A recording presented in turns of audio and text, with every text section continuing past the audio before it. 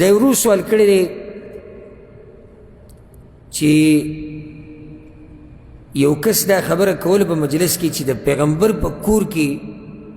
پیغمبر په کور کې هم دا مسلې وي درې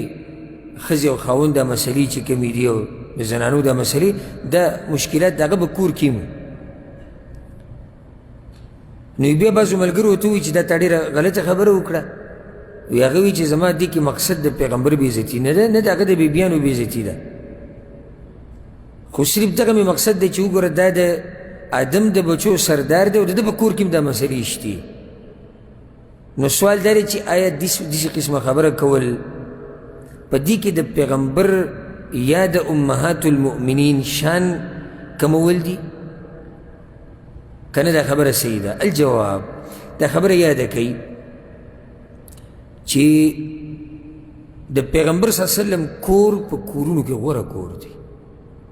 د پیغمبر صلی الله علیه وسلم کور په کورونو کې پاک کور دی او څنګه به غوره کور نه وي او څنګه به پاک نه وي او هغه کور د نبوت دی پیغمبر صلی الله علیه وسلم په تاسو کې غوره انسان هغه دی چې د خپل کور والا دپاره غوره دی او زه غوره یم د چا دپاره د خپل کور والا دپاره نو پیغمبر صلی الله علیه وسلم به د خپلو بیبیانو سره ډېر ښایسته ژوند تېرو چې سیرت کې د هغې تذکره ډېره تېره شوې ده او دا نوي سلسلې چې موږ شروع کړې ده په هغې کې خو به انشاءالله ښه ډېر تفصیلا بیانو که چې ته الله موقع راکړه نو دیو خو دا یاده کوي دویمه د زنانو په منځ کې یا د ښځې او د خاوند په منځ کې چې کومې خبرې راځي او اختلافات راځي دې ته وایي طبیعي امر د طبیعي خبره ده بلکې دا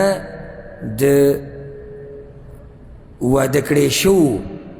هلک او جنۍ د هغوی د ژوند طریقه ده چې د دوی په ژوند کې به لازم د یو بل سره خبرې اترې راځي وجه دا ده چې د دنیا داسې ژوند دی چې دا د غمونو نه پاک نه دی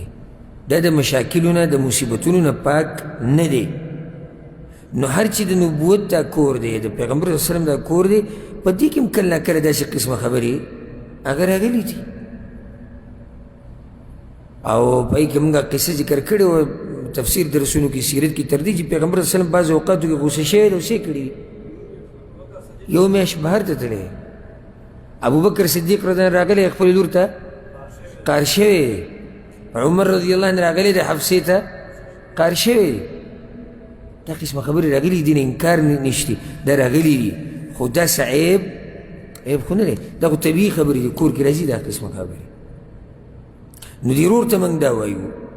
که چېرته د ویونکي مقصد دا وي چې ګوره دا مسلې د ښځې او د خاوند او د کورنۍ مسایل چې کوم دي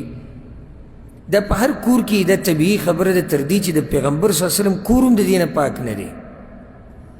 او اراده د ده د پیغمبر صلی الله علیه وسلم یا د هغه د بیبیانو د شان کمول نه وي والعیاذ بالله نو دې کې هېڅ حرج نشته